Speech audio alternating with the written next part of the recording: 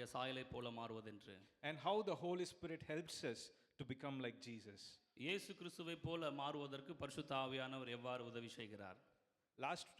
Last month we saw that when we receive the anointing of the Holy Spirit, He helps us to step into our calling and the purposes that God has for us. நாம் பரிசுத்த ஆவியானவரால் நிறைந்திருக்கும் பொழுது தேவன் நமக்காக வைத்திருக்கிற அந்த அழைப்பிற்கு நேராக தேவன் நம்மை வழிநடத்துகிறார்.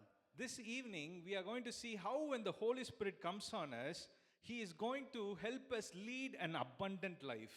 ஒரு நிறைவான வாழ்க்கை வாழும்படியாக பரிசுத்த ஆவியானவர் நமக்குள் வந்து எவ்வாறு கிரியை செய்கிறார் என்பதை இந்த நாளிலே நாம் பார்க்க இருக்கிறோம். Hallelujah. Hallelujah. The Holy Spirit helps us to reign in life. பரிசுத்த ஆவியானவர் நாம் வாழ்க்கையில் ஆளுகை செய்யும்படியாக நம்மை நடத்துகிறார். He wants us to be victorious in life. நம்முடைய வாழ்க்கையிலே நாம் வெற்றிகரமாக இருக்கும்படியாக பரிசுத்த ஆவியானவர் நடத்துகிறார். Let's all turn our Bibles to John chapter 10 and verse 10. நாம் எல்லாரும் யோவான் 10ஆம் அதிகாரத்திற்கு நேராக திருப்பிக் கொள்ளலாம். 10ஆம் அதிகாரம் 10ஆம் வசனம். John chapter 10 verse 10. The thief comes to steal, kill and destroy. I came that they may have life and have it in abundance to the full till it overflows. யோவான் 10ஆம் அதிகாரம் 10ஆம் வசனம். திருடன் திருடவும் கொல்லவும் அழிக்கவும் வருகிறானே என்று வேறொன்றுக்கும் வரான். நானோ அவைகளுக்கு ஜீவன் உண்டாயிருக்கவும் அது பரிபூரணப்படவும் வந்தேன். That they may have abundant life. ஒரு நிறைவான வாழ்க்கையை பெற்றுக்கொள்ளும்படியாக. In other translation it says life to the fullest. இன்னொரு மொழிபெயர்ப்பில் நாம் பார்க்கிறோம் ஒரு முழு நிறைவான வாழ்க்கை. An overflowing life and life that is flowing out from you. நம்மிடத்திலிருந்து வழிந்தோடுகிற ஒரு வாழ்க்கை. A life that is not hindered by the enemy, by sickness or poverty or by debt. சத்ருவினால் தடைபடாத சத்ரு கொண்டு வருகிற அந்த ஒரு வியாதி அல்லது வறுமை அல்லது தோல்விகளால் துவண்டு விடாத ஒரு வாழ்க்கை. A life where you're not addicted and you're suffering and you're in pain always. நம்முடைய வாழ்க்கையிலே நாம் ஒரு அடிமை ஆகாத, பாவத்திற்கு உள்ளாகாத, நாம் மனச்சோர்வுக்கு உள்ளாகாத ஒரு வாழ்க்கை. A life where you're not a victim of your circumstances. உங்களுடைய சூழ்நிலைகளினாலே நீங்கள் ஒரு கைதி ஆகாத ஒரு வாழ்க்கை. Where you're not a victim of sin. பாவத்தினால் நீங்கள் சூழப்படாத ஒரு வாழ்க்கை. Where you're not a victim of addictions that rule over your life. உங்களுடைய வாழ்க்கையிலே பாவம் ஒரு அடிமைத்தனமாக உங்களை ஆண்டு கொள்ளாத ஒரு வாழ்க்கை. But the Holy Spirit helps you to live a victorious life and reign in life. Hallelujah. Hallelujah. பரிசுத்த ஆவியானவர் நம்முடைய வாழ்க்கையிலே நாம் ஆளுகை செய்து கொள்ளும்படியாக ஒரு வெற்றியுள்ள வாழ்க்கை வாழும்படியாக அவர் நமக்கு உதவுகிறார். The Holy Spirit is transforming us into the likeness of Jesus.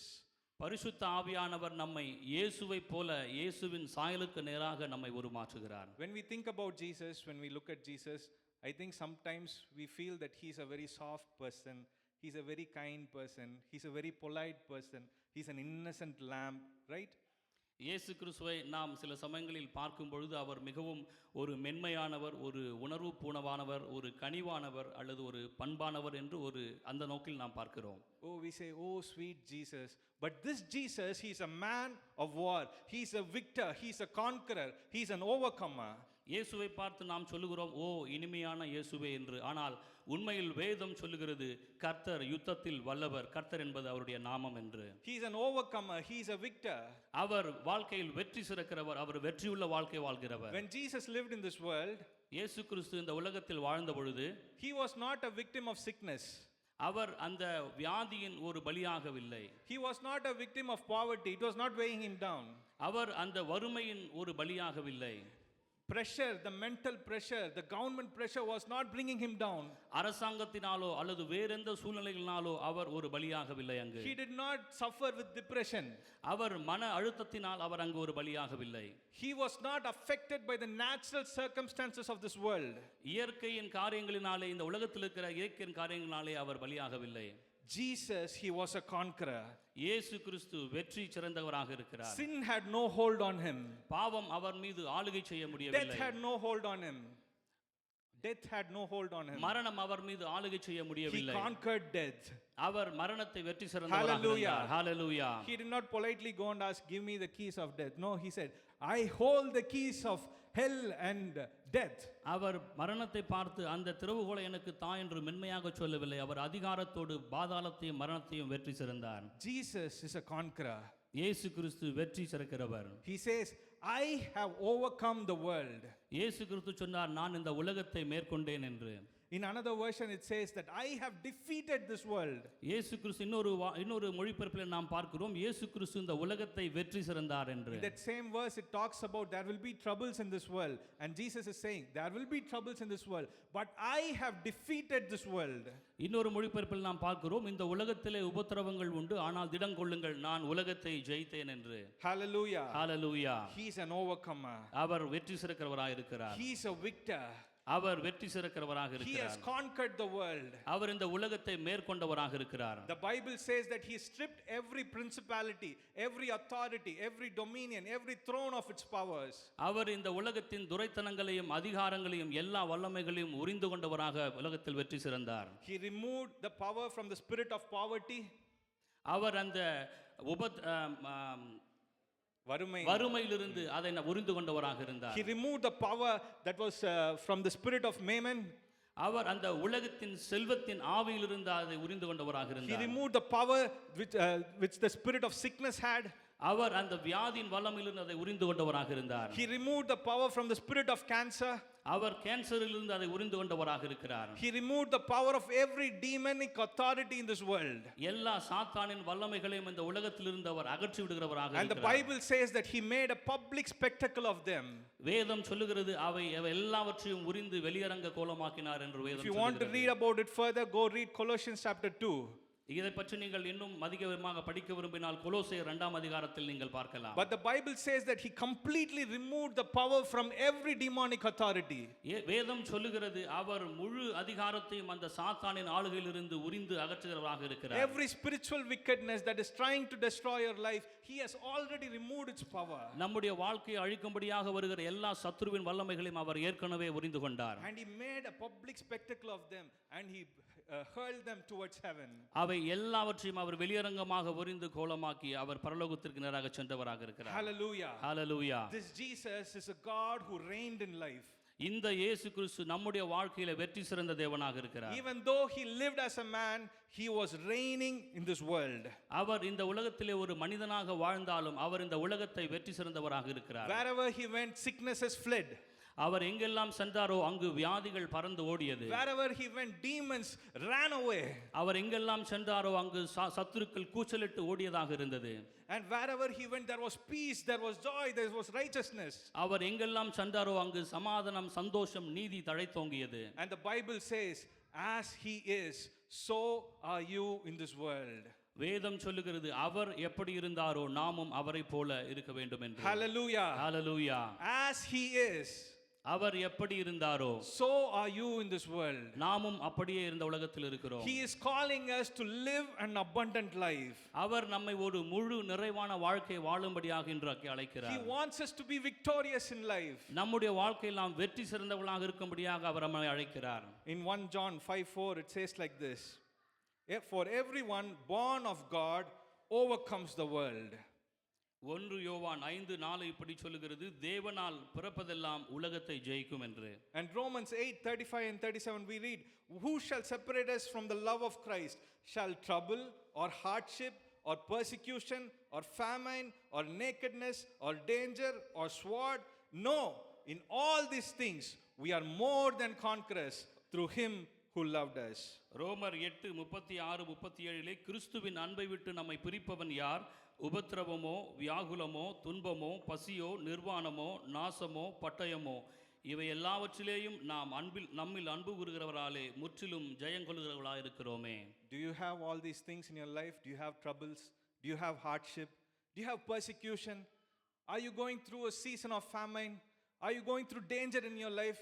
God is looking at you and he's saying, no, in all these things you are called to be more than conquerors. Hallelujah. Hallelujah. இந்த உலகத்திலே உங்களுக்கு உபத்திரம் இருக்கிறதா, அல்லது வியாகுலம் இருக்கிறதா, அல்லது துன்பம் இருக்கிறதா, பசி இருக்கிறதா, நிர்வாணம் இருக்கிறதா, நாசமோசம் இருக்கிறதா, பட்டயம் இருக்கிறதா, இவை எல்லாவற்றிலும் நம்மில் அன்புகிறவராலே அவர் நாம் எல்லாவற்றையும் ஜெயங்கொள்கிறவர்களாக இருக்கிறோம் என்று இயேசு சொல்லுகிறார். Jesus came so that you will have life, an abundant life.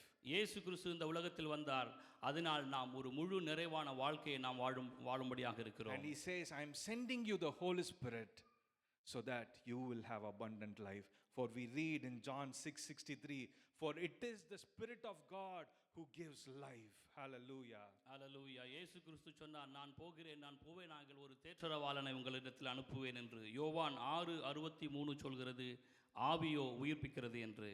Hallelujah. Hallelujah. It is the Spirit of God who gives this life. இது பரிசுத்த ஆவி தான் உங்களுக்கு அந்த வாழ்க்கையை கொடுக்கிறது. This is not an ordinary life. இது ஒரு சாதாரண வாழ்க்கை அல்ல.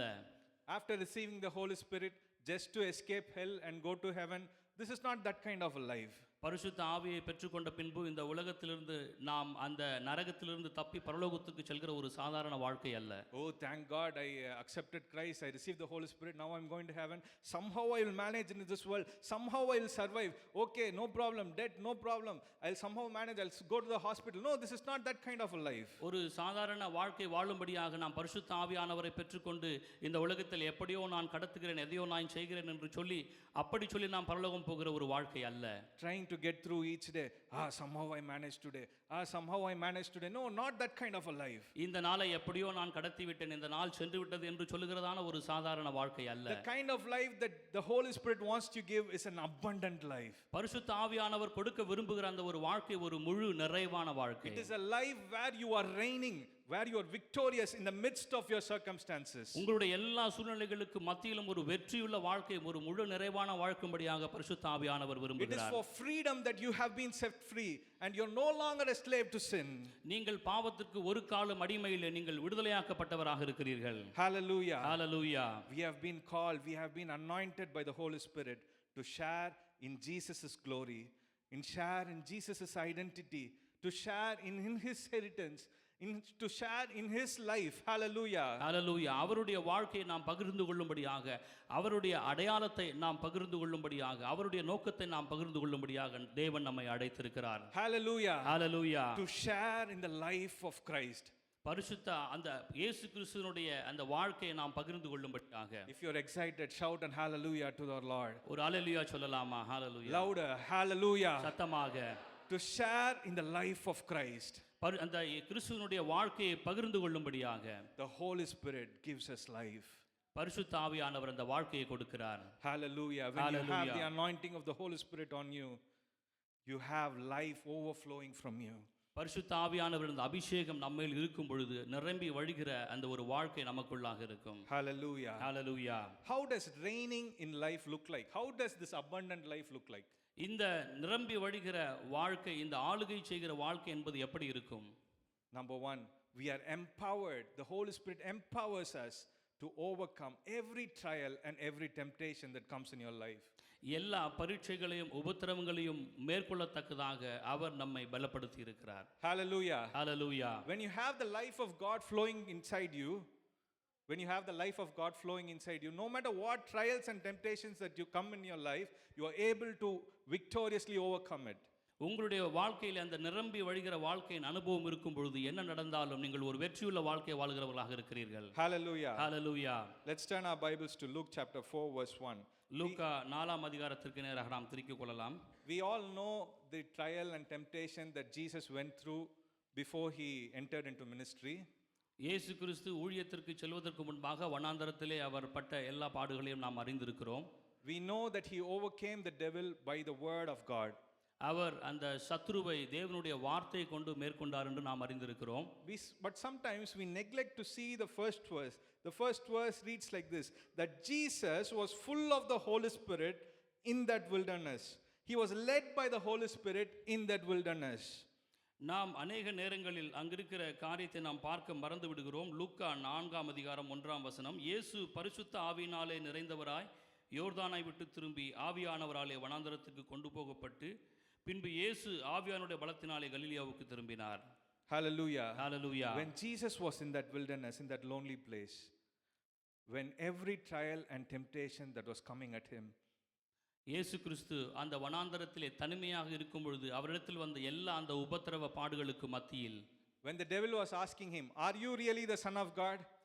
அங்கு பிசாசு இயேசுவை பார்த்து கேட்கிறான், உண்மையிலே நீங்க தேவனுடைய குமாரனா என்று. Is God really for you? Is God able to meet your needs? உம்முடைய தேவையை தேவன் சந்திக்க முடியுமா என்று சத்ரு அங்கு கேட்கிறான். Will God send his angels to protect you? அப்ப தேவ தூதர்களை உம்மை பாதுகாக்கும்படியாக அனுப்பினாரா என்று சத்துரு அங்கு கேட்கிறான். Will God give you dominion over all this earth? இந்த உலகத்தின் அதிகாரத்தை தேவன் உனக்கு கொடுத்திருக்கிறாரா என்று சத்துரு கேட்கிறான். The Holy Spirit within Jesus, இயேசுவுக்கு உள்ளா இருந்த அந்த பரிசுத்த ஆவியானவர் who சொல்கிறார், guides us into all truth about what the Father is saying to us. பிதாவாகிய தேவன் நமக்குள்ளாக சொல்லும்படியான எல்லா உண்மைகளுக்கும் நேராக நடத்துகிற அந்த தேவன், He was guiding Jesus. அவர் இயேசு கிறிஸ்துவை அங்கு வழி நடத்துகிறார். When the devil brought a temptation, அங்கு அந்த சத்துரு அந்த சோதனையை கொண்டு வந்த பொழுது, are you really the Son of God? நீ உண்மையாகவே தேவனுடைய குமாரனா? Turn this stone into bread. இந்த கல்லை அப்பமாக்கி காட்டும். And the Holy Spirit guided Jesus. No, man shall not live by bread alone, but by every word that comes from the mouth of God. ஆனால் அங்கு பரிசுத்த ஆவியானவர் இயேசுவை வழிநடத்துகிறார். மனுஷன் அப்பத்தினால் மாத்திரமல்ல, தேவனுடைய வாயிலிருந்து புறப்படும் ஒவ்வொரு வார்த்தையினாலும் பிழைப்பான் என்று. Today, in every trial and temptation that you are going through in life, உங்களுடைய வாழ்க்கையில இன்று நீங்கள் போய்க்கொண்டிருக்கிற எல்லா அந்த உபத்திரவ பரீட்சைகளுக்கு மத்தியில் the Holy Spirit, when the Holy Spirit is within you, பரிசுத்த ஆவியானவர் உங்களுக்குள்ளா இருக்கும் பொழுது, when you are full of the presence of God, அந்த பரிசுத்த ஆவியின் பிரசன்னத்தினால் முழுமையாக நாம் நிறைந்திருக்கும் பொழுது, when you are unable to overcome that addiction, அந்த ஒரு அடிமைத்தனத்தை உங்களால் மேற்கொள்ள முடியாமல் இருக்கும் பொழுது, when you are very sad and you are troubled by all the things that are overwhelming you, உங்களிடத்தில் பொங்கி வழிகிற அந்த எல்லா காரியங்களை குறித்து நீங்கள் கவலைப்பட்டு கொண்டிருக்கும் பொழுது, the Holy Spirit will hold you close. பரிசுத்த ஆவியானவர் உங்களை நெருக்கமாக அணைத்துக் கொண்டிருக்கிறார். He will say, cast your burden unto me and I will care for you. உன்னுடைய எல்லா பாரத்தையும் என்மேல் வைத்து விடு, நான் அதை சுமந்து கொள்வேன் என்று பரிசுத்த He will ஆவியானவர் say, I சொல்கிறார். am the good shepherd, I will take care of you. அங்கு பரிசுத்த ஆவியானவர் உங்களை பார்த்து சொல்லுகிறார், நானே நல்ல மேய்ப்பன், உன்னை நான் பார்த்துக் கொள்வேன் I என்று. will take care of you even till your old age. உன்னுடைய முதுமையின் வயது வரைக்கும் நான் உன்னை பார்த்துக் கொள்வேன் என்று பரிசுத்த ஆவியானவர் சொல்லுகிறார். Just as how the Holy Spirit was with Jesus through every trial and through every temptation. எல்லா உபத்திரவத்தின் மத்தியிலும் எப்படி பரிசுத்த ஆவியானவர் இயேசுவுடன் இருந்தாரோ அதே போன்று உங்களை பார்த்துக் கொள்வேன் என்று பரிசுத்த ஆவியானவர் How the சொல்லுகிறார். Holy Spirit reminded Jesus of all that the Father had said. அந்த பிதாவாகிய தேவன் அவரை குறித்து சொன்ன எல்லா காரியத்தையும் எப்படி பரிசுத்த ஆவியானவர் அவருக்கு நினைப்பூட்டினாரோ, How the Holy Spirit guided Jesus into all truth. அங்கு பரிசுத்த ஆவியானவர் எப்படி இயேசுவை எல்லா சத்தியத்திற்கு உள்ளாக வழி நடத்தினாரோ, The Lord wants to guide and rule over your life. நம்முடைய வாழ்க்கையிலும் இயேசு அந்த பரிசுத்த ஆவியானவர் நம்மை வழிநடத்தி நமக்கு வழிகாட்ட When விரும்புகிறார். you have the Holy Spirit within you, பரிசுத்த ஆவியானவர் நமக்குள் இருக்கும் பொழுது, no matter what trial and temptation comes in your life, உங்களுடைய வாழ்க்கையில் என்ன விதமான உபத்திரவங்கள் பாடுகள் வந்தாலும், when you're feeling worthy, when you're feeling unworthy, நீங்கள் ஒரு தகுதியில்லை என்று நினைத்துக் கொண்டிருந்தாலும், God will say, no, you are my son, you are my daughter. ஆனால் தேவன் உங்களை பார்த்து சொல்லுவார், நீங்கள் என்னுடைய குமாரன், நீ என்னுடைய குமாரத்தி என்று சொல்லுவார். Hallelujah. Hallelujah. When you're feeling so down, நீங்கள் அங்கு தாழ்வாக இருக்கும் பொழுது God is there with you. Hallelujah. தேவன் உங்களோடு அப்பொழுது இருக்கிறார். ஹல்லேலூயா. When the anointing comes on you, we discussed last week that it will lead you into your calling. நாம் கடந்த வாரத்திலே பார்த்தோம், அபிஷேகம் நம்ம மீது வரும் பொழுது அது நம்முடைய அழைப்பிற்கு நேராக நம்மை நடத்துகிறது என்று. But between the calling and the destiny, நம்முடைய அழைப்பிற்கும் நம்முடைய அந்த எதிர்கால திட்டத்திற்கும் நடுவாக you have the call of God, you have all the promises of God, you have everything in your life. But between that and reaching that destiny that God has promised for you, நமக்கு தேவனுடைய அழைப்பு இருக்கிறது, நம்முடைய எதிர்கால திட்டம் இருக்கிறது. அந்த இரண்டிற்கும் நடுவாக நாம் பார்க்கும் பொழுது there will be trials, there will be temptations, there will be problems in your life. அந்த இரண்டிற்கும் மத்தியில் நமக்கு போராட்டங்கள் உண்டு, பாடுகள் உண்டு, உபத்திரவங்கள் உண்டு. There will be a time of waiting. அங்கு ஒரு காத்திருப்பு இருக்கிறதாக இருக்கிறது. You know, after David was anointed, how many years it took him to become king? தாவீது அபிஷேகம் பண்ண பின்பு எத்தனை வருஷம் அவனுக்கு அங்கு தேவைப்பட்டது என்று உங்களுக்கு தெரியுமா? After his anointing, it took David nearly 10 years to become a king. அங்கு தாவீது அபிஷேகம் பண்ணப்பட்ட பண்பு அவன் ராஜாவாக மாறுவதற்கு 10 வருஷம் அங்கு தேவைப்பட்டது. After Paul was anointed by Ananias, it took nearly 7 to 10 years for him to enter into full-time ministry, to be known around this world. அனனியாவால் அங்கு பவுல் அபிஷேகம் பண்ணப்பட்ட பின்பு அவனுக்கு 7 இருந்து 10 வருடம் தேவைப்பட்டது அவன் செய்த ஊழியத்திற்காக. When God has called you, when God has placed a promise in your life, தேவன் உங்களை அழைத்து தேவன் தம்முடைய வாக்குத்தத்தத்தை உங்களுக்குள் கொடுக்கும் பொழுது, but now you're going through life and you're very disappointed, you're very discouraged, you're thinking, why all these problems are coming towards me? People are making fun of you, they're saying, God called you, you said you will become like this, but see how we are sitting, see where you are right now, and people are making fun of you.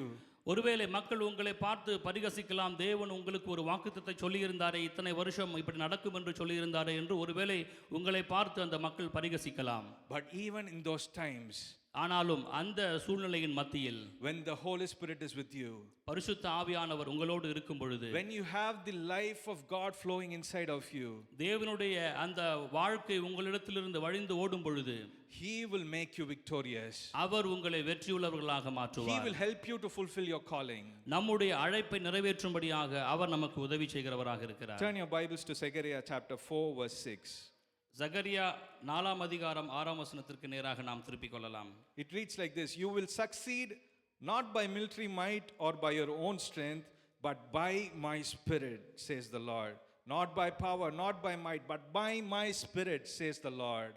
அங்கு கர்த்தருடைய வார்த்தை சொல்லுகிறது என்னவென்றால், பலத்தினாலும் அல்ல, பராக்கிரமத்தினாலும் அல்ல, என்னுடைய ஆவியினாலே ஆகும் என்று சேனைகளின் கர்த்தர் சொல்லுகிறார். You will succeed by his spirit. Hallelujah. ஹalleluya. தேவனுடைய ஆவியினாலே நீங்கள் வெற்றி சிறப்பீர்கள். Turn to your neighbors and say, you will succeed by his spirit. உங்களை பக்கத்தில் இருக்கிறவர்களை பார்த்து சொல்லுங்கள், நீங்கள் தேவனுடைய ஆவியினால் வெற்றி சிறப்பீர்கள் என்று. Be joyful. You will succeed. You're not going to fail. You're going to succeed by his spirit. சந்தோஷமாக சொல்லுங்கள், நீங்கள் ஒரு காலம் அங்கு தோல்வி அடைவதில்லை, நீங்கள் வெற்றி சிறப்பீர்கள் என்று. Failure is not your portion. அந்த தோல்வி என்பது உங்களுக்குள்ளான ஒரு காரியம் அல்ல. Disappointment is not your portion in life. அங்கு ஏமாற்றம் என்பது உங்களுடைய வாழ்க்கையின் ஒரு பகுதி அல்ல. God has called you to be overcomers. தேவன் உங்களை வெற்றி சிறக்கிறவராக அழைத்திருக்கிறார். God has called you to an abundant life. ஒரு முழுமையான வாழ்க்கையை பெற்றுக்கொள்ளும்படியாக தேவன் அழைத்திருக்கிறார். When we have the anointing of God, he empowers us to overcome these trials and temptations, and he also empowers us to overcome the weaknesses that we have. நமக்கு வருகிற அந்த உபத்திரவம் சோதனையிலிருந்து நாம் மேற்கொள்ளும்படியாக தேவன் நம்மை பலப்படுத்துவது போல, நம்முடைய அந்த பலவீனத்திலும் தேவன் நம்மை பலப்படுத்துகிறவராக இருக்கிறார். Let's turn our Bibles to Romans chapter 8. ரோமர் 8ஆம் அதிகாரத்திற்கு நேராக நாம் திருப்பிக் கொள்ளலாம். I'm reading verse 25 onwards. Meanwhile, the moment we get tired in the waiting, God's Spirit is right alongside us, helping us along. If we don't know how or what to pray, it doesn't matter. He does our praying in and for us, making prayer out of our wordless sighs and our aching groans. He knows us far better than we know ourselves, knows our pregnant conditions, and keeps us present before God. That's why we can be so sure that every detail in our lives of love for God is worked. ரோமர் 8ஆம் அதிகாரம் 25 28 வசனம். நாம் காணாததை நம்பினோமாகில் அது வருகிறதற்கு பொறுமையோடு காத்திருப்போம். அந்தபடியே ஆவியானவரும் நமது பலவீனங்களில் நமக்கு உதவி செய்கிறார். நாம் ஏற்றபடி வேண்டிக் கொள்ள வேண்டியதென்னதென்று அறியாமல் இருக்கிறபடியால் ஆவியானவர் தாமே வாக்கு கடங்காத பெருமூச்சுகளோடு நமக்காக வேண்டுதல் செய்கிறார். ஆவியானவர் தேவனுடைய சித்தத்தின்படியே பரிசுத்தவான்களுக்காக வேண்டுதல் செய்கிறபடியால் இருதயங்களை ஆராய்ந்து பார்க்கிறவர் ஆவியின் சிந்தை இன்னதென்று அறிவார். அன்றியும் அவருடைய தீர்மானத்தின்படி அழைக்கப்பட்டவர்களாய் தேவனிடத்தில் அன்பு கூறுகிறவர்களுக்கு சகலமும் நன்மைக்கு ஏதுவாக நடக்கிறது என்று அறிந்திருக்கிறோம். Hallelujah. Hallelujah. The moment you get tired in waiting, நீங்கள் அங்கு காத்திருந்து நீங்கள் பலவீனம் அடையும் பொழுது, how many of you are so tired in life? வாழ்க்கையிலே நீங்கள் எத்தனை பேர் சோர்வாக இருக்கிறீர்கள்? Going to work every day, ஒவ்வொரு நாளும் நீங்கள் வேலைக்கு செல்கிறீர்கள், trying to make ends meet, நீங்கள் உங்களுடைய தேவைகளை பூர்த்தி செய்ய நீங்கள் முயற்சி செய்கிறீர்கள், getting your kids to school, உங்களுடைய பிள்ளைகளை நீங்கள் பள்ளிக்கு அனுப்புகிறீர்கள், building houses, உங்களுடைய வீட்டை நீங்கள் கட்டுகிறீர்கள், repaying someone, நீங்கள் உங்களுடைய கடனை திருப்பி the செலுத்துகிறீர்கள். constant motion of life. உங்களுடைய வாழ்க்கையிலே நீங்கள் தொடர்ந்து ஓடிக்கொண்டிருக்கிறீர்கள். Some of you are tired in life, உங்களுடைய வாழ்க்கையிலே சில பேர் நீங்கள் மிகவும் சோர்வாக இருக்கிறீர்கள். and some of you are so weak and you're saying, I want to go back, I want to go back home, I am tired of this life, I am tired of this job, I just want to go back home. There's someone here who's thinking like that. இங்க இருக்கிற ஒருவர் நீங்கள் எப்படி நினைத்துக் கொண்டிருக்கிறீர்கள், நான் மிகவும் சோர்வடைந்திருக்கிறேன், நான் மிகவும் பலவீனமாக இருக்கிறேன், நான் எப்படியாவது திரும்பி போய்விட வேண்டும் என்று உங்களில் இருக்கிற ஒருவர் நீங்கள் அப்படி சொல்லிக் கொண்டிருக்கிறீர்கள். Enough of this job, I want to quit this job and go back home. இந்த வேலை எனக்கு போதும், நான் இந்த வேலையை விட்டுவிட்டு நான் திரும்ப வீட்டுக்கு செல்கிறேன் என்று நீங்கள் நினைத்துக் You கொண்டிருக்கிறீர்கள். feel so weak in your life. நீங்கள் உங்களுடைய வாழ்க்கையிலே மிகவும் சோர்வாக நினைக்கிறீர்கள். No, Paul, when he wrote this verse, Pavul அங்கு அப்படி சொல்லுகிறார். he had been beaten many times. Pavul சொல்லுகிறார், நான் அநேகந்தரம் அடிக்கப்பட்டேன் என்று. He was left for dead many times.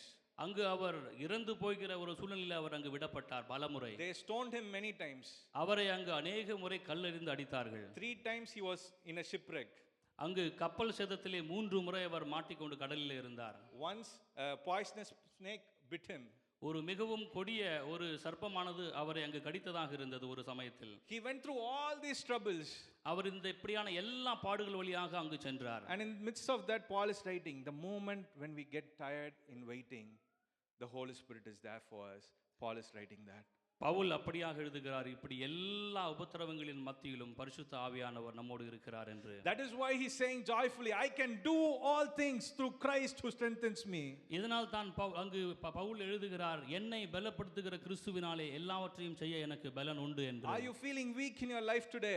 உங்களுடைய வாழ்க்கையில் நீங்கள் மிகவும் சோர்வாக நீங்கள் உணர்கிறீர்களா? Like Paul, you can say, I can do all things through Christ who strengthens me when the Holy Spirit is upon you. நீங்கள் பவுலை போன்று சொல்ல முடியும், பரிசுத்த ஆவியானவர் உங்கள் மேல் இருக்கும் பொழுது என்னை பலப்படுத்துகிற கிறிஸ்துவினாலே எல்லாவற்றையும் செய்ய பலன் உண்டு என்று. Hallelujah. Hallelujah. His grace is all that you need in your life. நம்முடைய வாழ்க்கையில் நமக்கு தேவையான ஒன்றே ஒன்று, அவருடைய கிருபை மட்டுமே. 2 Corinthians 12:9, it reads like this. I am reading from the NLT version. Each time he said, my grace is all you need. My power works best in your weakness. So now I am glad to boast about my weaknesses, so that the power of Christ can work through me. 2 கொரிந்தியர் 12ஆம் அதிகாரம் 9ஆம் வசனத்திலே, அதற்கு அவர் என் கிருபை உனக்கு போதும், பலவீனத்திலே என் பலன் பூரணமாய் விளங்கும் என்றார். ஆகையால் கிறிஸ்துவின் வல்லமை என்மேல் தங்கும்படி என் பலவீனங்களை குறித்து நான் மிகவும் சந்தோஷமாய் மேன்மை பாராட்டுவேன். In the midst of your weakness, உங்களுடைய அந்த பலவீனத்தின் மத்தியிலே the power of Christ will be manifest when the Holy Spirit is upon you. உங்கள் மேல் பரிசுத்த ஆவியானவர் இருக்கும் பொழுது பரிசுத்த ஆவியின் வல்லமை உங்களுக்குள்ளாக பெருகிறதாக இருக்கிறது. Hallelujah. Hallelujah. We have a verse in the Bible in the Old Testament. It reads like this. Isaiah chapter 42 verse 3. He will not crush the bruised reed or put out a flickering candle. Isaiah chapter 42 verse 3. ஏசாயா 42ஆம் அதிகாரம் 3ஆம் வசனம் இப்படியாக சொல்கிறது, அவர் நெறிந்த நாணலை முறியாமலும் மங்கி எரிகிற திரியை அணையாமலும் நியாயத்தை மென்மையாக வெளிப்படுத்துவார் என்று. How many of you pray like this? Oh God, I am a flickering candle. Some of us we feel like that. Oh ஆண்டவரே, மங்கி எரிகிற திரி அடைச்சிடாதீங்க, என் வாழ்க்கையில் நான் சோர்வாக இருக்கேன் அப்படின்னு சொல்லிட்டு நம்ம சில சமயங்களில் யோசிப்போம். We feel that we are like a flickering candle tossed by the winds of this world. நாம் அநேகம் தரம் நினைக்கிறோம், நாம் அந்த மங்கி எரிகிற தீ காற்றிலே அலையன்கிற அந்த விளக்கை போல நாம் நினைக்கிறோம். But God is looking at you today and He's saying, you are the light of the world, and this light shines in the darkness. இயேசு கிறிஸ்து இன்றைக்கு சொல்லுகிறார், நீங்கள் இந்த உலகத்திற்கு ஒளியாக இருக்கிறீர்கள், அந்த ஒளி இருளிலே பிரகாசிக்கிறது என்று. You are not a flickering candle. நீங்கள் அங்கு மங்கி எரிகிற அணைகிற தீ அல்ல. You are not a flickering candle. நீங்கள் அங்கு மங்கி எரிகிற அலைகிற தீ அல்ல. You are the light of the world that shines in the darkness. நீங்கள் இந்த உலகத்திலே பிரகாசிக்கிற ஒளியாக இருக்கிறீர்கள், அந்த விலகத்தை அந்த இருளை கொளுத்தி போடும்படியாக. This light overcomes the darkness. அந்த ஒளியானது இருளை மேற்கொள்கிறதாக இருக்கிறது. This light is not tossed by every wind of trouble that comes in life. அந்த ஒளி காற்றின் எந்த காற்றினாலும் அலைபடுகிற அங்க ஒளியாக இருக்கவில்லை. This light is not a flickering light. அந்த ஒளி மங்கி எரிகிற ஒளி அல்ல. This light which is the life of God which is within you. உங்களுக்குள் இருக்கிற அந்த ஒளியே அந்த ஒளியாக இருக்கிறது. This light which is the life of God that is within you. உங்களுடைய அந்த ஒளியே தேவனுடைய அந்த ஜீவனானது உங்களுக்குள்ளாக இருக்கிறது. It helps you to overcome darkness. அந்த இருளை மேற்கொள்கிறதற்கு அந்த ஒளி உங்களுக்கு உதவுகிறது. It is not a passive light, it is an aggressive light that overcomes the darkness. அது சாதாரண ஒளி அல்ல, அது அந்த இருளை கொளுத்தி போடுகிற ஒரு ஒளியாக இருக்கிறது. இருளை மேற்கொள்ளுகிற ஒரு ஒளியாக இருக்கிறது. Hallelujah. Hallelujah. Hallelujah. Hallelujah. This light will not be extinguished by the darkness. அங்க அந்த ஒளியானது இருளினாலே அணைந்து போகிற ஒரு ஒளி அல்ல. This light will shine in the dark, in this dark world full of evil and wickedness. இந்த கேடான உலகிலே அந்த ஒளியானது பிரகாசிக்கிற ஒளியாக இருக்கிறது. If you are thinking that you are a flickering candle, God wants to look at you and say that I have placed my Holy Spirit within you, and you are the light of this world, the light that gives light to this entire world. Hallelujah. Hallelujah. நீங்கள் இந்த உலகத்திற்கு ஒளியாக இருக்கிறீர்கள், அந்த ஒளி இந்த முழு உலகத்திற்கும் பிரகாசிக்கிறது என்று தேவன் உங்களுக்குள் வைத்திருக்கிற அந்த ஒளியை குறித்து சொல்லுகிறார். The light that is not in your bedroom. உங்களுடைய அந்த படுக்கை அறையில இருக்கிற ஒளி அல்ல, but a light that is the light of this world. Hallelujah. அந்த ஒளியானது இந்த உலகத்துக்கு வேண்டிய ஒளியாக இருக்கிறது. Hallelujah. Hallelujah. You have the light of God within you. தேவனுடைய ஒளி உங்களுக்குள்ளாக இருக்கிறது. When the Holy Spirit comes upon you, அந்த பரிசுத்த ஆவியானவர் உங்கள் மேல் வரும் பொழுது every weakness, ஒவ்வொரு பலவீனமும், nothing will be able to be sustained in your life. ஒவ்வொரு பலவீனமும் உங்களுக்குள்ளாக இருக்கிறது, அதை மேற்கொள்கிறவராக இருக்கிறார். Hallelujah. Hallelujah. When the Holy Spirit comes upon you, He empowers us to overcome sickness. உங்களுடைய வாழ்க்கையிலே பரிசுத்த ஆவியானவர் வரும் பொழுது அந்த பலவீனத்தை மேற்கொள்ள அவர் உதவுகிறார். We are talking about this abundant life and how this abundant life looks like, and we saw how in this life we can overcome trials and temptations, and in this life we can overcome weakness. Now we are going to see how in this life we can overcome sickness. இந்த வாழ்க்கையிலே நாம் எப்படி அந்த வியாதியை மேற்கொள்ள முடியும் என்று நாம் அடுத்ததாக பார்க்கலாம். When Jesus walked into a place, இயேசு கிறிஸ்து ஒரு இடத்திற்கு நடந்த பொழுது, if there was anyone among them who was sick, அந்த இடத்திலே யாராவது ஒருவர் வியாதியாக இருந்தால் they were completely healed. அவர்கள் முழுவதுமாக அங்கு குணமடைந்தார்கள். The Bible does not say he healed a few, he healed only 10 people, or he healed 100, or even he healed thousands. It says that he healed them all. அங்கு அவர் 10 பேரை குணமாக்கினார், 100 பேரை குணமாக்கினார், 1000 பேரை குணமாக்கினார் என்று சொல்லப்படவில்லை. அங்கு வியாதியோடு வந்த எல்லாரையும் இயேசு கிறிஸ்து குணமாக்கினார் என்று வேதம் சொல்கிறது. Hallelujah. Hallelujah. Whoever had the spirit of sickness, whoever had a difficult thing in their life, whoever had demons in their life, whoever had broken legs, whoever were crippled, whoever were blind, when they came into the presence of the Lord, the life of God touched them. எல்லா விதமான வியாதியோடு அங்கு யாரெல்லாம் வந்தார்களோ, கண் தெரியாமல் அல்லது கால் நடக்க முடியாமல் வேற எந்த வகையான வியாதியோடு வந்தார்களோ அவர்கள் எல்லாரும் இயேசு கிறிஸ்துவினால் தொடப்பட்டு குணமானார்கள். The Holy Spirit within Jesus, the spirit of life within Jesus was overflowing, and it was touching lives. It was touching dead people. இயேசுக்குள்ளா இருந்த அந்த ஆவியானவர், ஜீவனுள்ள ஆவியானவர் அவரிலிருந்து வழிந்தோடி அங்கு இருக்கிற எல்லாரையும் சுகமாக்குகிறவராக இருந்தார். Their bodies responded to the life of God that was flowing within him. தேவனுடைய வாழ்க்கை அவர்களுக்குள்ளாக வரும் பொழுது அங்கு தொடப்பட்ட சரீரங்கள் உயிர்ப்படையதாக இருந்தது. I want to repeat it again. Their bodies responded to the life of God that was flowing through him. அவர்களுடைய சரீரம் அவர்களுக்கு உள்ளாக ஓடிக்கொண்டிருந்த அந்த தேவனுடைய ஜீவனுக்கு அது மறு உத்தரவு கொடுக்கிறதாக இருந்தது. When Jesus met with that woman who had the issue of blood for 12 years, and when she touched him, the life of God flowed from Jesus into her. உதிரப்போக்கு இருந்த அந்த ஸ்திரியை இயேசு கிறிஸ்து அங்கு அவள் தொட்ட பொழுது அவருக்குள்ளிருந்த அந்த ஜீவன் அவளுக்குள்ளாய் சென்றதாக இருந்தது. And when he touched Peter's mother-in-law, life flowed out of him to Peter's mother-in-law.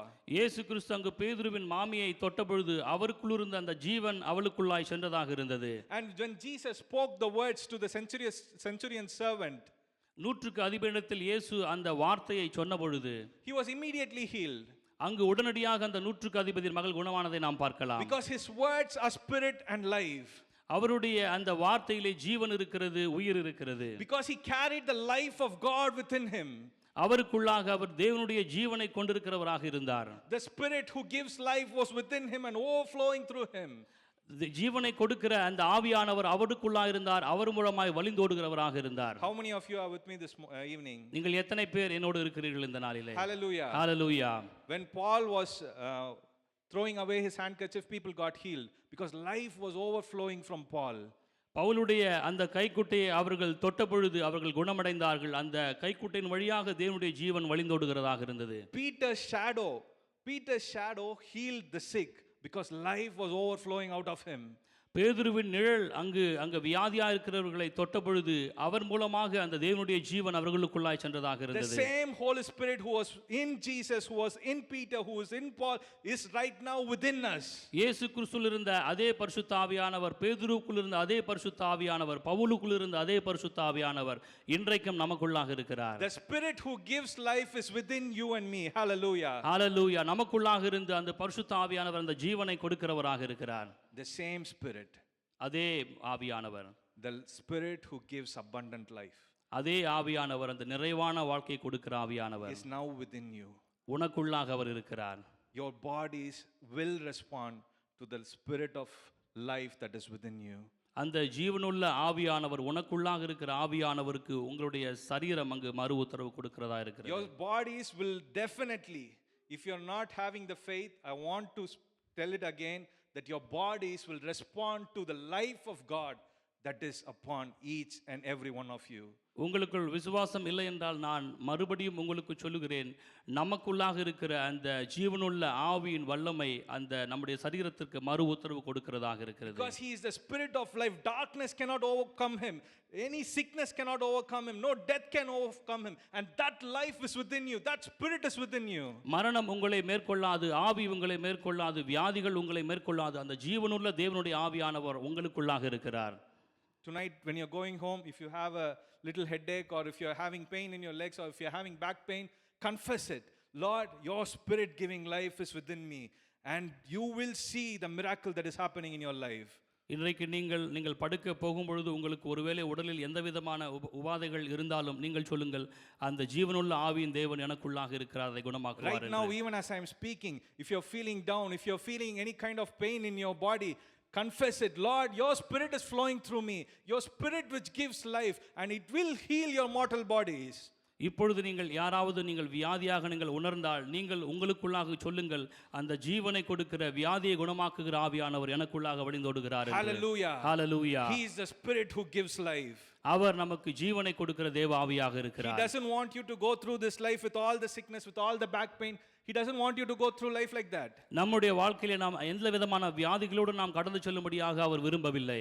Do you think God wants you to come to church every week with that back pain, with that leg pain, coming crippling to this church? ஒவ்வொரு வாரமும் நீங்கள் அங்க முதுகுவலி கால்வலியோடு நீங்கள் சபைக்கு வருவதற்கு தேவன் விருப்பப்படுகிறாரா? Do you think it is God's will that you should have this kind of a disease in your life? உங்களுடைய வாழ்க்கையிலே இந்த மாதிரி வியாதி இருக்க வேண்டும் என்று தேவன் Do விருப்பப்படுகிறாரா? you think that God wants you to have BP or blood sugar or anything in your life? நம்முடைய வாழ்க்கையிலே அந்த இரத்த அழுத்தம் மனச்சோர்வு ஏதாகிலும் இருக்க வேண்டும் என்று தேவன் விருப்பப்படுகிறாரா? No, Jesus says that I have come to give you life, an abundant life. இயேசு கிறிஸ்து அங்கு சொல்லுகிறார், நான் உங்களுக்கு ஜீவன் உண்டாகவும் அது பரிபூரணப்படவும் வந்தேன், முழு நிறைவான And வாழ்க்கையை he has given கொடுக்கும்படியாக us his வந்தேன். Holy Spirit, who is the spirit who gives life to our mortal bodies. நமக்கு பரிசுத்த ஆவியை அவர் கொடுத்திருக்கிறார். நமக்கு அந்த ஆவியில் ஜீவன் உண்டாகும்படி தேவன் நமக்கு The கொடுத்திருக்கிறார். life of God is flowing out from us. தேவனுடைய ஜீவ ஆவியானவர் நமக்குள்ளாக வழிந்து ஓடுகிறவராக இருக்கிறார். Hallelujah. Hallelujah. In 1910, there was a minister called John G. Lake. 1910 வருஷத்திலே ஜான் ஜி லேக் என்ற ஒரு ஊழியர் இருந்தார். Just like COVID happened 5 years ago, there was a plague that was happening across the world during that time. It was called the bubonic plague. 5 வருடத்திற்கு முன்பாக எப்படி நம்ம மத்தியில் அந்த கோவிட் பரவி இருந்ததோ அதே போன்று அந்த நாட்களிலே அந்த புபானிக் பிளேக் என்ற ஒரு கொடிய வியாதி அங்கு பரவ தொடங்கியதா இருந்தது. We know what happened during COVID. If you touch someone or if you sneezed on someone or somehow that you got the disease, then if you are weak, you would have died, right? அந்த கோவிடிலே என்ன நடந்தது என்று நமக்கு நன்றாக தெரியும். பலவீனமாக இருக்கிற யாராவது ஒருவர் அந்த கோவிட் இருக்கிறவரை தொட்டாலோ அல்லது நாம் அதை சுவாசித்தாலோ நமக்கு அந்த வியாதி வந்து விடுகிறதாக இருந்தது. Similarly, in 1910, there were millions of people dying across the world because of this plague. அதே மாதிரி தான் அந்த 1910 வருடத்திலே லட்சக்கணக்கான மக்கள் இறந்து போகிறவர்களாக இருந்தார்கள் இந்த புபானிக் பிளேக் என்ற அந்த வியாதியினாலே. This plague was more powerful even than COVID. இந்த கோவிடை விட மிகவும் சக்தி வாய்ந்த ஒரு வியாதியாக இருந்தது அப்பொழுது. Many people were dying. அநேக மக்கள் தொடர்ந்து இறந்து கொண்டிருந்தார்கள். And there was no one to even carry their bodies to the grave because it was so contagious. அந்த வியாதி கொடிய தொற்று வியாதியாக இருந்தபடியினாலே மரித்த அந்த சடலங்களை எடுத்து அடக்கம் செய்வதற்கு கூட அங்கு ஆள் இல்லாமல் இருந்தது. If you visited some house to help with the body, then you would have got the plague and you would die the next couple of days. அங்கு மரித்த எந்த ஒரு சடலத்தை நீங்கள் ஒரு வீட்டிலிருந்து அகற்றுவதற்கு சென்றால் நீங்கள் அந்த வியாதியை பெற்று நீங்கள் உடனே மரித்து போகிறவர்களாக ஒரு நிலைமை. So the government was saying we are ready to give much money so that people can come and help us to clear these bodies. அரசாங்கம் அங்கு நிறைய பணத்தை கொடுத்து அந்த காரியத்தை செய்வதற்கு மக்களை எதிர்பார்த்தார்கள். ஆனால் அங்கு ஒருவரும் வருகிறவர்களாக இல்லை. So for someone to come and volunteer to help with the bodies, to take care of people, government were inviting people.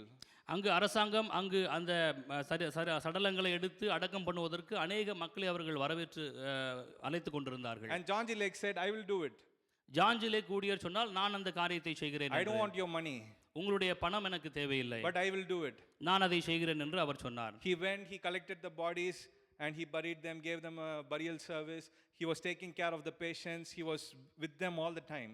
அவர் அங்கு சென்று அந்த மரித்து போன அநேக சடலங்களை எடுத்து அதை அடக்கம் பண்ணுவதற்கான எல்லா காரியங்களையும் அவர் அங்கு செய்து கொண்டவராக இருந்தார். But nothing happened to John G. Lake. ஆனால் இப்படி செய்யும் பொழுது அவருக்கு ஒன்றுமே ஆகவில்லை. He did not catch any plague. அவருக்கு எந்த ஒரு வியாதி தொற்றும் அங்கு ஏற்படவில்லை. He was not affected by that virus. அந்த வைரஸினால் அவர் பாதிக்கப்படவில்லை. So the doctors were wondering, what is this? This guy, he is not even wearing mask or he is not wearing anything, but nothing is happening to this guy. He is visiting all these people's houses. அங்கு அந்த மருத்துவர் மிகவும் ஆச்சரியப்பட்டு இவர் ஒரு முக கவசத்தையும் அணியவில்லையே, இவருக்கு ஒன்றும் ஆகவில்லை என்று சொல்ல அவர் மிகவும் ஆச்சரியப்பட்டவராக இருந்தார். So the doctor called John G. Lake and asked, what is it that is happening? Why are you not affected by this plague? Doctor அந்த ஜான் லேக்கை அழைத்து என்ன நடக்கிறது, உங்களுக்கு ஏன் இந்த தொற்று ஏற்படவில்லை என்று அங்கு சோதிக்கிறவராக இருந்தார். And John G. Lake looked at the doctor and he says, the Spirit of God who is flowing through me, when the virus comes into contact with it, it will die. அங்கு ஜான்ஜி லேக் அந்த மருத்துவரை பார்த்து சொன்னார், எனக்குள் வழிந்தோடுகிற அந்த பரிசுத்த ஆவி அந்த கொடிய வைரஸை கொல்லுகிறதாக இருக்கிறது என்று அங்கு If சொன்னார். any virus or any parasite or any bacteria comes and touches my body, it will die because I have the Spirit of God who is the Spirit of life. எனக்குள் எந்த ஒரு தொற்றோ எந்த ஒரு பாக்டீரியாவோ எந்த ஒரு வைரஸோ வந்தாலும் அது அங்கு சாகக்கூடியதாக இருக்கிறது, ஏனென்றால் எனக்குள் அந்த ஜீவனுள்ள தேவனாகிய ஆவி இருக்கிறார் என்று அங்கு சொன்னார். The doctor was very skeptical. He was thinking, really, what is this guy saying? ஆனால் அங்கு அந்த மருத்துவர் ஆச்சரியத்தோடு அவரை பார்த்து கேட்டார், இவர் என்ன சொல்லுகிறார் என்று அவருக்கு ஒன்றும் புரியவில்லை. So the doctor and John G. Lake, they were together and they took a sample of that virus from a dead person. Okay, அங்கு அந்த ஜான்ஜி லேக்கும் அந்த மருத்துவரும் அந்த இறந்து போன ஒரு மனிதனிலிருந்து ஒரு நுரையிலிருந்து ஒரு சாம்பிளை எடுத்து அங்கு காண்பித்தார்கள். They watched it under the microscope. அவர்கள் அங்கு அந்த நுண்ணோக்கியில் அதை பார்க்கிறவர்களாக இருந்தார்கள். The virus was living, it was very active. அந்த வைரஸ் ஆனது ஒரு ஜீவனுள்ள ஒரு வைரஸாக அங்கு இருந்தது. Now John G. Lake said, doctor, give me that virus in my hand right now. ஜான்ஜி lakh மருத்துவரை பார்த்து சொன்னார், இப்பொழுது அந்த உயிருள்ள அந்த வைரஸை என்னுடைய கையிலே வையுங்கள் என்று அவர் சொன்னார். And he kept the virus in his hand and now see it through the microscope. அந்த ஜான்ஜி லேக்குடைய கையிலே அந்த வைரஸை வைத்து அவர் மருத்துவரை பார்த்து கேட்கிறார், திரும்பவும் இப்பொழுது நீங்கள் அதை சோதனை செய்யுங்கள். When they looked under the microscope, அவர்கள் அந்த நுண்ணோக்கின் வழியாக அந்த வைரஸை பார்த்த பொழுது every virus was dead. அந்த வைரஸ் முழுவதும் இறந்து போனதாக இருந்தது. Hallelujah. Hallelujah. Now do you believe me? John G. Lake asked the doctor. ஜான்ஜி lakh அந்த மருத்துவரை பார்த்து கேட்டார், இப்பொழுது நீங்கள் என்னை நம்புகிறீர்களா The என்று. Spirit of God when he is within you, the Spirit of God when he is within you, when life-giving Spirit is within you, உங்களுக்கு அந்த ஜீவனை கொடுக்கிற அந்த ஆவி உங்களுக்குள் இருக்கும் பொழுது nothing will overcome you. எதுவும் எந்த வியாதியும் உங்களை மேற்கொள்ளாது. Hallelujah. Hallelujah. This is not a fairy tale. அது ஒரு கதை அல்ல. This is not an idealistic principle that we are thinking about, that we want to achieve. நாம் ஏதோ சாதனை பண்ணும்படியாக சொல்லுகிற ஒரு காரியம் அல்ல இது. This is a living truth. இது ஒரு உண்மையான ஒரு சத்தியம். Hallelujah. Hallelujah. The Spirit of God, the Spirit of life is within each and every person in this church. இங்கு கூடியிருக்கிற ஒவ்வொருக்குள்ளும் அந்த ஆவியாகிய தேவன், அந்த ஆவியின் வல்லமை உங்களுக்குள்ளாக இருக்கிறது. Life is overflowing out of you. உங்களிடத்திலிருந்து அந்த ஆவியின் வல்லமை வழிந்தோடுகிறதாக இருக்கிறது. Abundant life is overflowing from you. அங்கு ஒரு முழுமையான வாழ்க்கை உங்களுக்குள் வழிந்தோடுகிறதாக இருக்கிறது. When the presence of God becomes more and more in your life, உங்களுடைய வாழ்க்கையிலே தேவனுடைய பிரசன்னம் அதிகமாக இருக்கும் பொழுது, when you are saturated by the presence of God, உங்கள் தேவனுடைய பிரசன்னத்தினால நீங்கள் நிறைந்திருக்கும் பொழுது, when you are saturated by his overwhelming presence in your life, அவருடைய அந்த பரிசுத்த ஆவியின் பிரசன்னம் இன்னும் அதிகமாக உங்களில் இருக்கும் பொழுது, every sickness, every death, every spirit of decay that is trying to come against you will be destroyed. உங்களுக்கு விரோதமாக வருகிற மரணமோ எந்த வியாதியோ எல்லாமே அங்கு அழிக்கப்பட்டு போகிறதாக இருக்கிறது. Hallelujah. Hallelujah. Let's all rise to our feet. நாம் எல்லாரும் எழுந்து நிற்கலாம். Hallelujah. The